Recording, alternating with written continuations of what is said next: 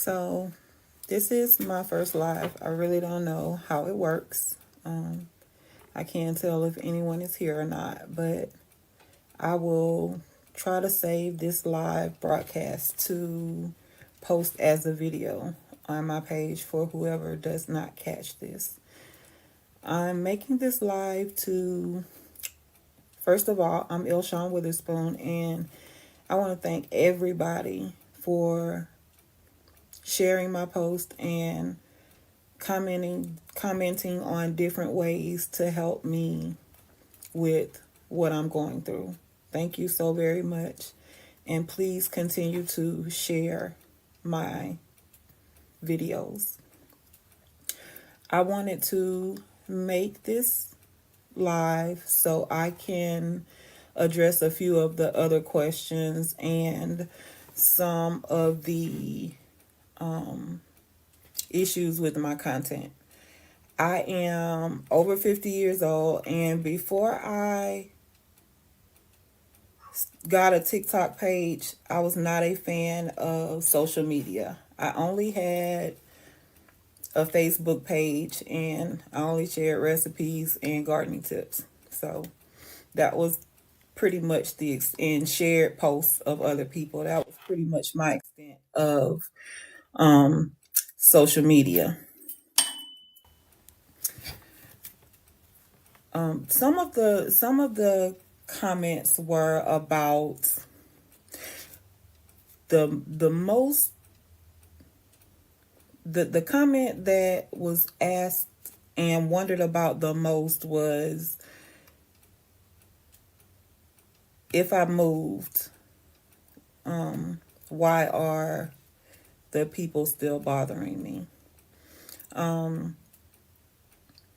Before I moved from the apartment complex, as I said, I had to. Well, let me just start by saying this. I'm Ilshawn Witherspoon. I live in Mobile, Alabama, and I am being racially discriminated against. My civil rights are being trampled, and I am being retaliated against for standing up for my civil rights against a very powerful real estate mogul in Mobile, Alabama.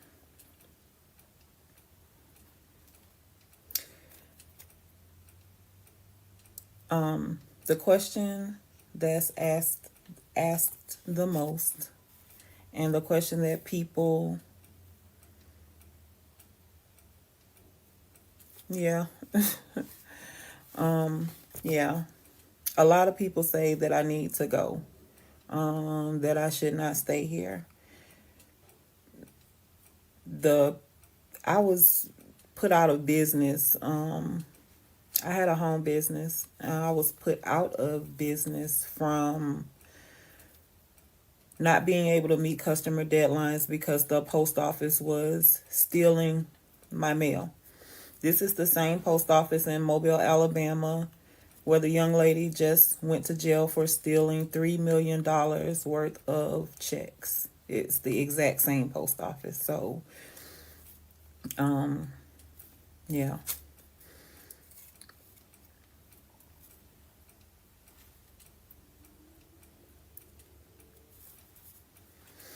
The question that's asked the most to me, or the comment that I read the most, is about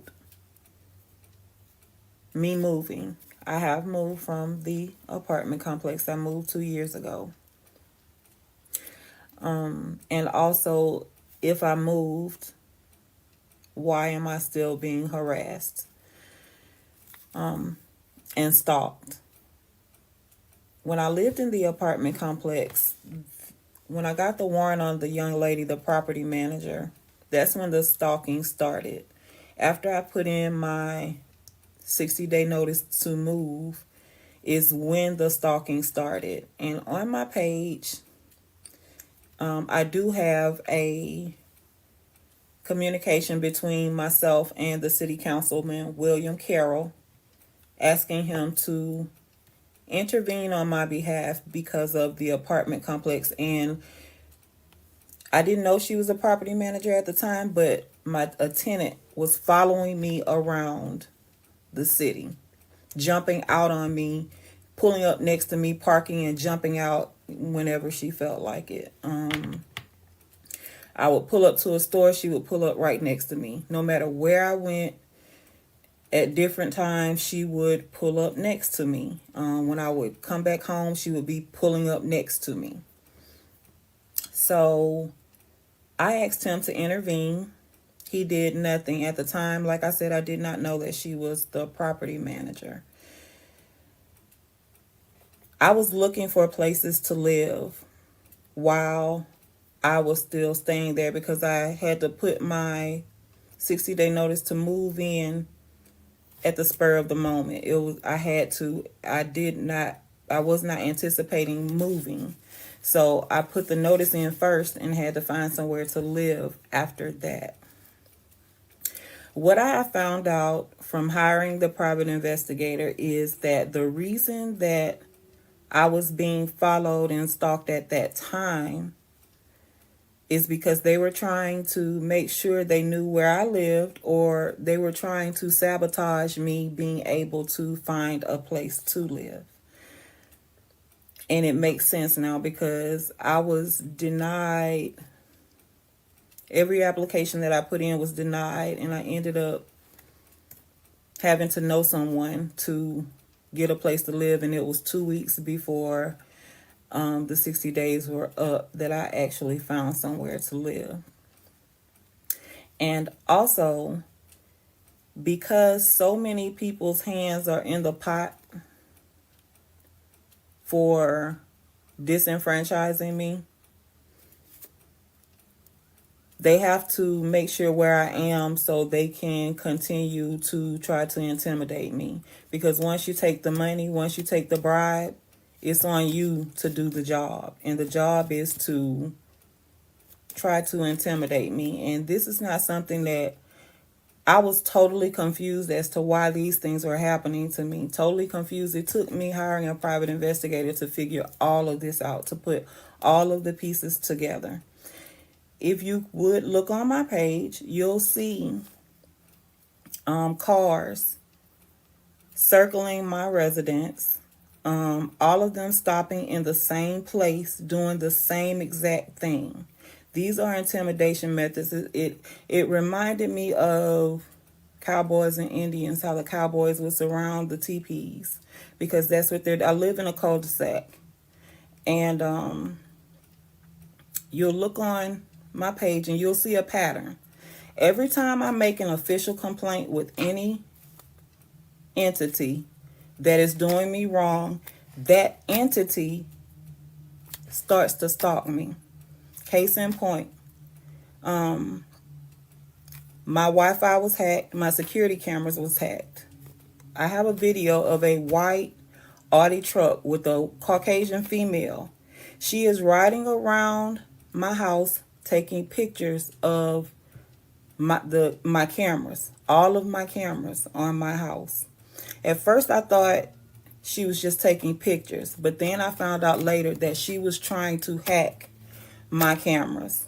My cameras were later on hacked. I have video of my cameras being hacked. I live in an all-black neighborhood. I actually moved to one of the poorest cities in Alabama, Pritchard, Alabama. This was a white female in an Audi truck.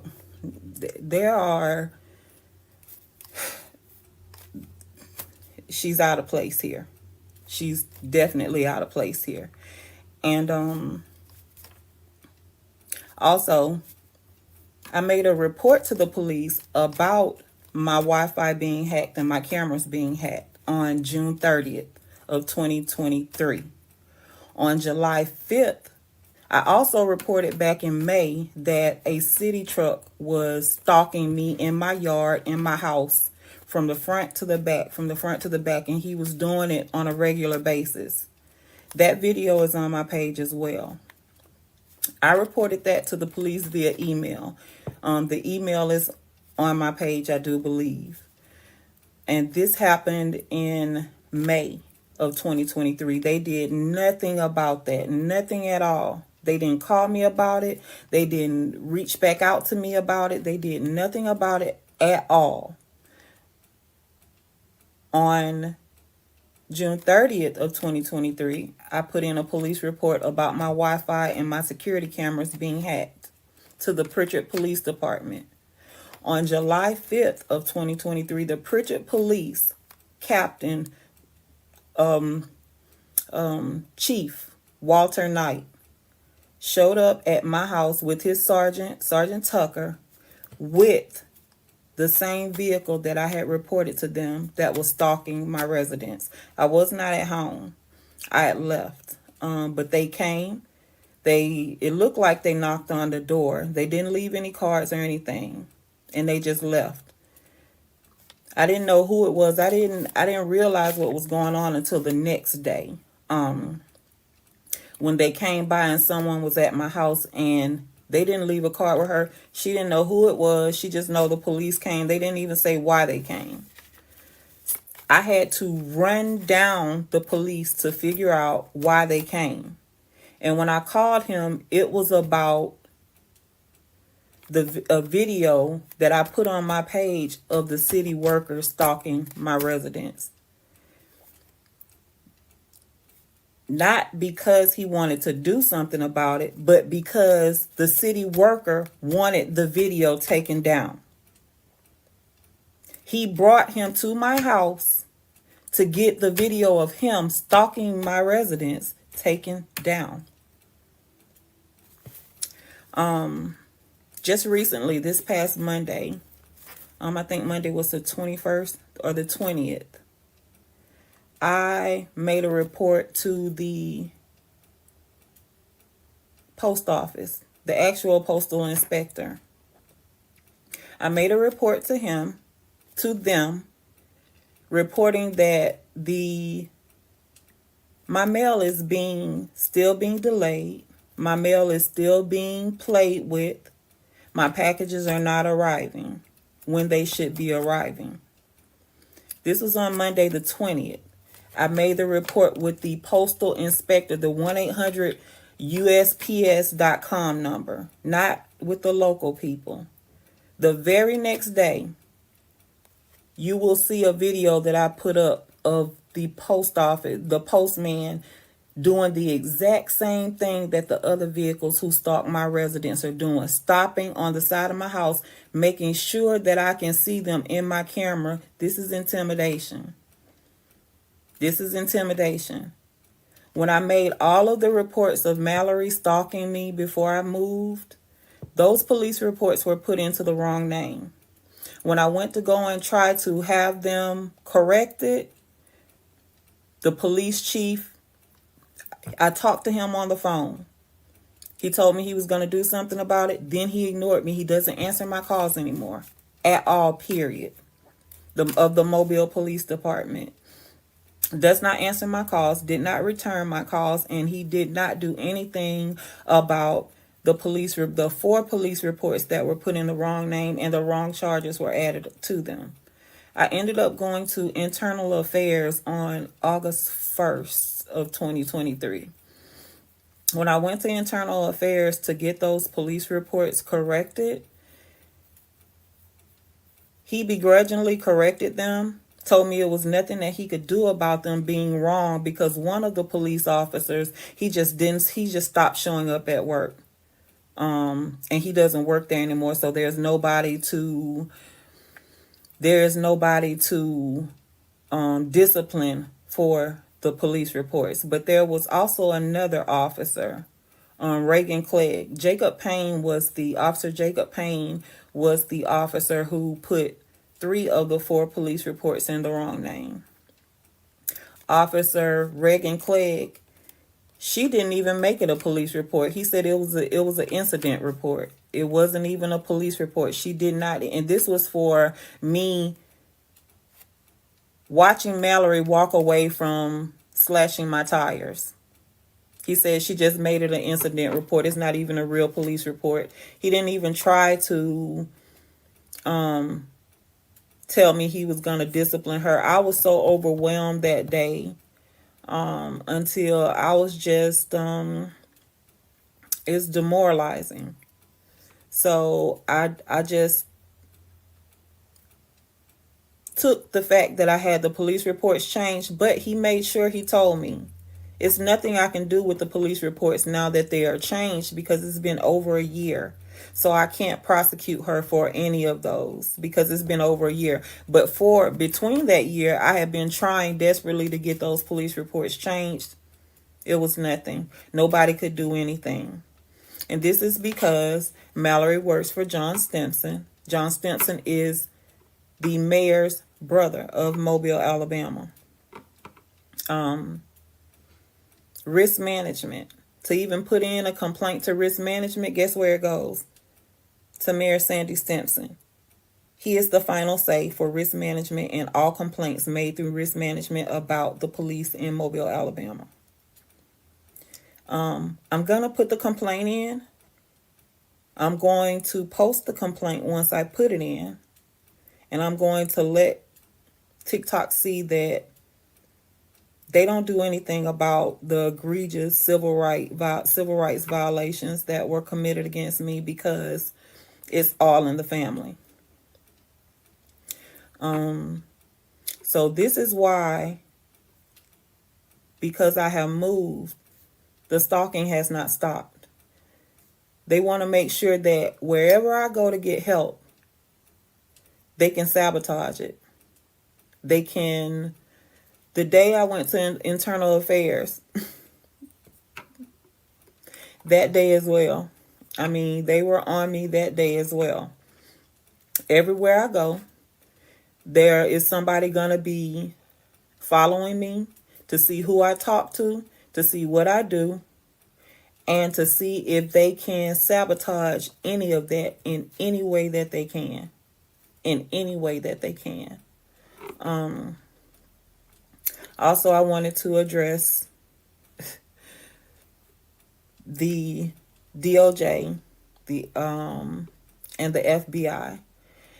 Once the police started to work against me and not help me, my next step was the FBI. I've called them on several occasions. There are audio calls of me with the FBI on my page. Like I said, when I first got on TikTok, I didn't know about uploading videos to put captions on them or anything like that. So they just look like black videos. I'm gonna go back and redo those and repost them again so they can be easier to identify. But those are on my page as well. I tell them everything. Everything from what the police did to Mallory Johnson starting to stalk me when I was there. I tell them everything. Nothing has been done. Nobody has contacted me. Nobody has contacted me about anything. Not one complaint that I put in, not one anything. I went from the FBI to the Department of Justice Civil Rights Division. I've put in 3 complaints with them since July of 2023. They sent me the last email I got from them. They told me that they got that complaint plus the other ones that I put in, and it's nothing that they can do for me. Being threatened, death through an attorney from a real estate company. What more proof do I need? A real estate company threatened me death through an attorney who quit on me. I don't know if he was pressured or paid, but he abandoned me after he turned over all of the evidence that I had given him, everything that I had collected, all of the proof that I had. He turned it all over to the real estate company and he abandoned me. So I don't know what else I can tell the DOJ. I was constantly berated because of my race. It was constantly thrown up in my face by her. She did it in the most sneaky and meticulous ways because there were all of them plotting against one of me. By the time I left there, I was the only black person left in that apartment complex. I do believe that now, since I know that she was a property manager, I believe that other tenants who lived there were also employees of the real estate company because now that I look back, it makes sense that they would be, because they had to help watch. She ran off another tenant that was across from her, who was a black tenant. She ran him off. He ended up breaking his lease and moving because his wife left him because of what Mallory was doing. She moved out first. So he moved out and he ended up paying rent in 2 places because he couldn't get out of the lease without having to pay. He didn't have proof of harassment. I had proof of harassment, so I was able to get out of the lease without having to pay. But I had to stay for the 60 days because I put up my 60-day notice at the last minute. I didn't know I was moving until I got them to accept the notice. So I couldn't afford to pay rent in 2 places, even if I did have somewhere else when I put the notice up. So I had to stay those 60 days. And within those 60 days is when the retaliation got the worst. That's when the death threat started. That's when my tires started getting slashed. That's when I was noticing things being, moved around in my apartment, missing, then show back up. Smells in my apartment that I know were not smells that were inherent to me. And I was boxing things up and pulling things together. So I'm thinking that I am sleep deprived and just had so much other things on my mind. I thought that maybe I had been just absent-minded. Now, in hindsight, that I know that she's the property manager, I know for a fact that she was using her keys, her manager keys, to come into my apartment when I was gone, because she knew when I was there and when I was not there. I lived above her. She would literally, for fun, take a broom or a stick or whatever and hit the ceiling as I walked around my apartment above her, just for no reason, because there were hardwood floors. I wouldn't even allow anyone to have shoes on in the house. Everybody take their shoes off at the front door, and that's just that's what I do anyway. But no, people walked around in socks in my apartment, so it wasn't like you heard heels or hard footfalls in the apartment. It was just a very old building, and the walls were and the floors were paper thin. So like I said, in hindsight, she was coming into my apartment when I was not there. She was playing games in my apartment when I was not there. And that's just the sickness of the people that I'm dealing with. This is old Jim Crow. This is, we don't want you here, but we can't tell you that we don't want you here, because if we tell you that, you may record that, or you may have that in writing, and that's against the law. But we'll make you feel like we'll let you know that you're not wanted.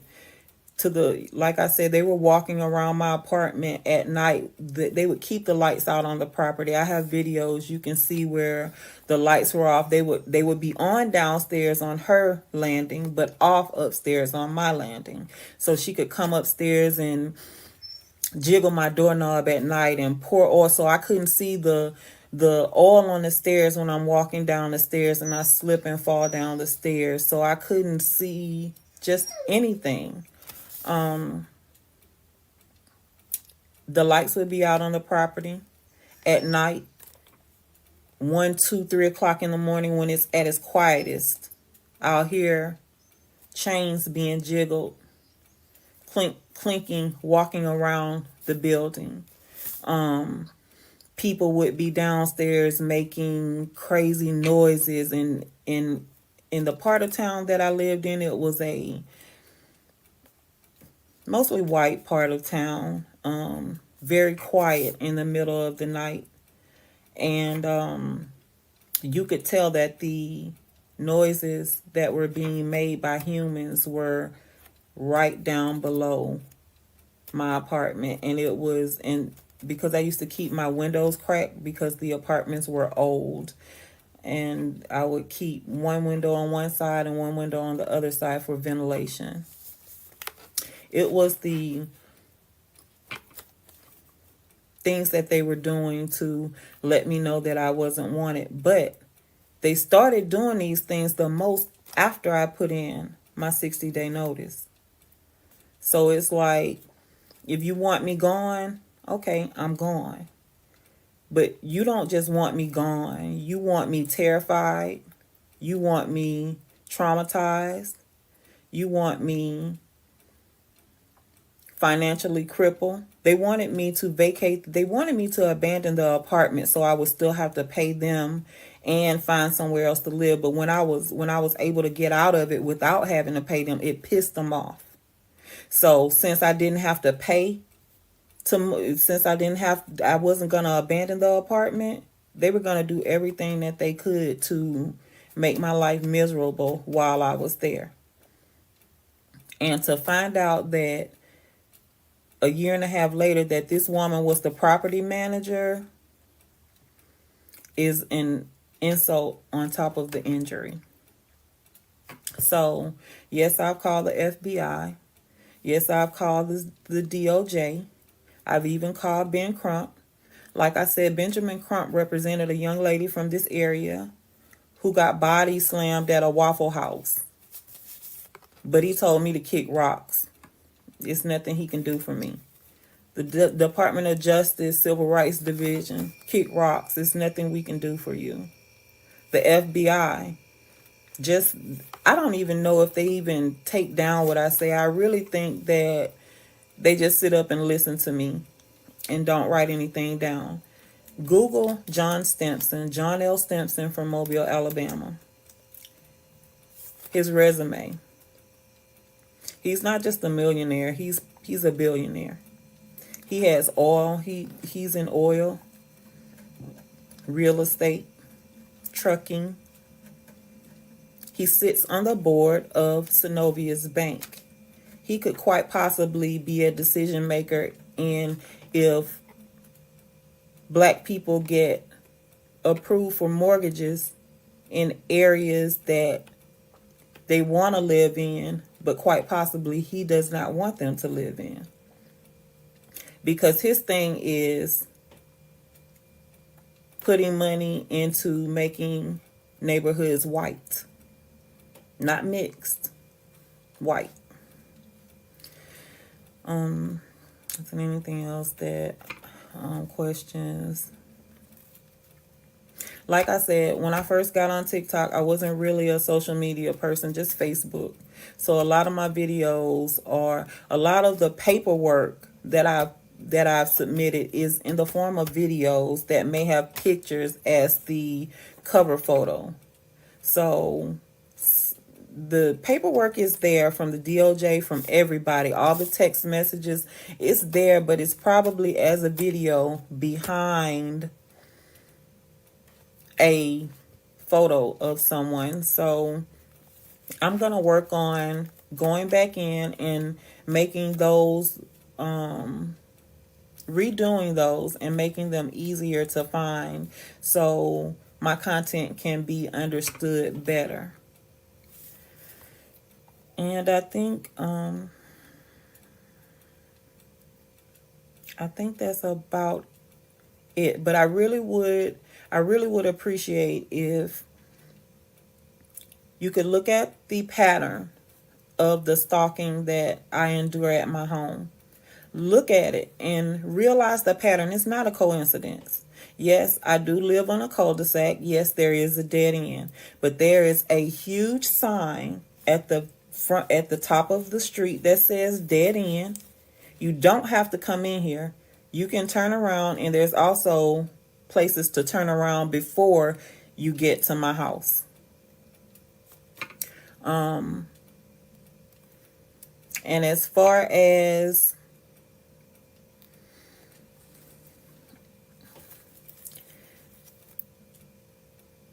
at first, I didn't know why this was happening to me.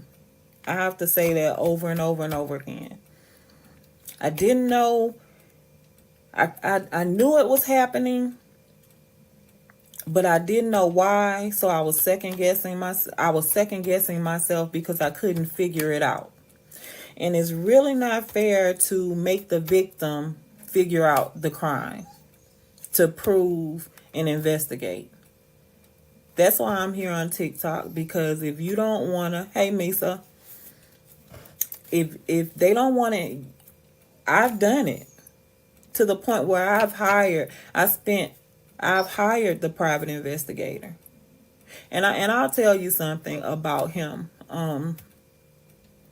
I had said that I was not to one of my TikTok friends. I had commented on one of her posts, and I said that I would never waste money on a private investigator because they all work, mostly are ex-police officers, and they all know each other and they all work together. But another friend on TikTok has a police officer friend giving her good advice. He was recommended, and when I talked to him, he didn't believe me, which is the exact same thing.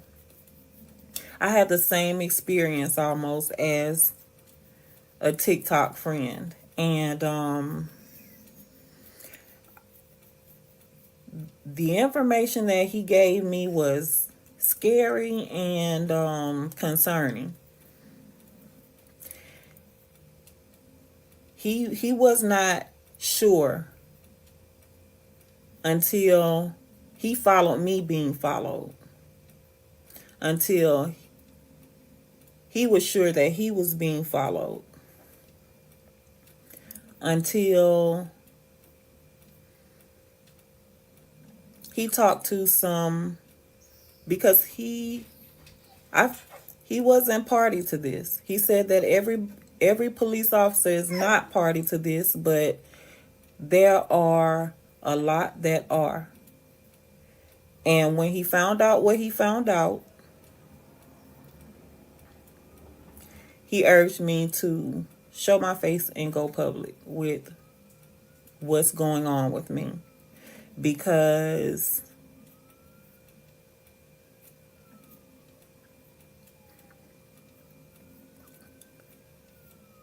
what he learned is disturbing, to say the least. And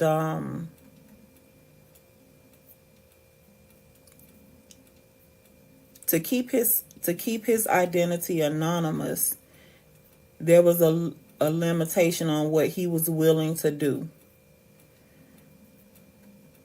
because certain things he could not keep anonymous. And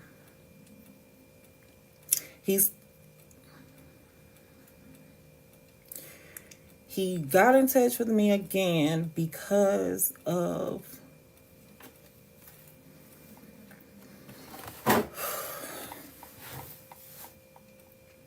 just to tell me to show my face.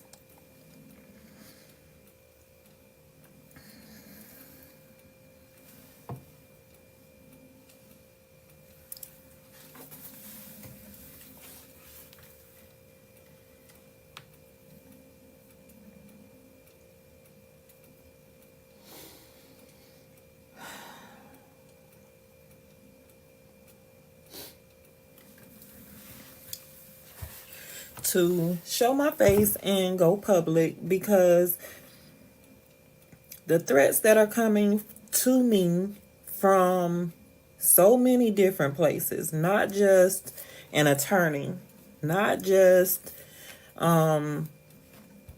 from the real estate company and Mallory Johnson, they're coming from other places, and he felt like they were real.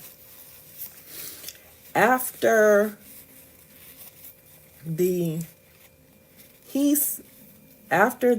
215 unidentified bodies were found behind the Jackson, Mississippi jail, is when he called me back and he told me to do it now. The people who are threatening me are native to Mississippi. John and Sandy Stimpson are timber and lumber heirs from Mississippi. That's where they were born and raised. Mallory Johnson still lives in Mississippi right now. Her threat to me was, you know how we do so-and-sos in Mississippi. You know, I take my life seriously. At first, when she said it, I thought she was just because she is I just thought she was a young, hardcore racist. And ignored until I realized that she has the backing of the mayor. She has the backing of a billionaire real estate and business mogul. Who knows what they're going to find out about those 215 unidentified. There were actually almost 700 bodies back there, but 215 at this moment are unidentified. Some of those 700 are the bodies of the people from the jail whose families did not claim them. People from the morgue, I think, whose families did not claim them.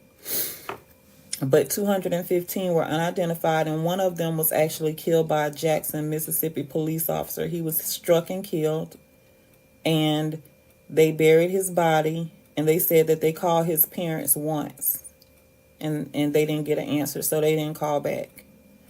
They didn't know where their son was. So when he saw that, he called me and told me to do it now. To do it right now. And it still took me a week.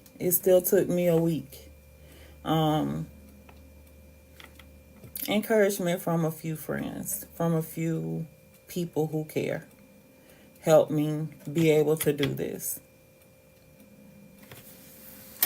So I'm gonna straighten out my content, and I hope that you'll share my content, share this live, and keep eyes on me. I'm going to try to stay as visible as possible. I don't have the funds to move. I do have a GoFundMe and a change.org.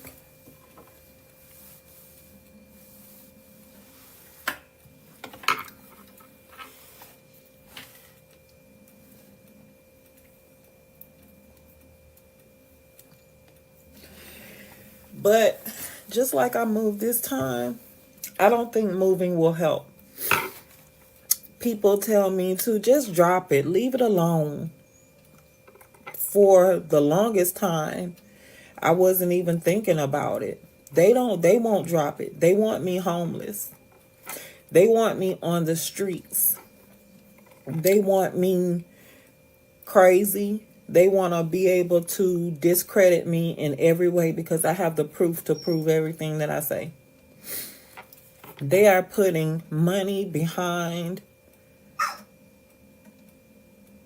intimidation and fear campaigns. Me, I'm nobody.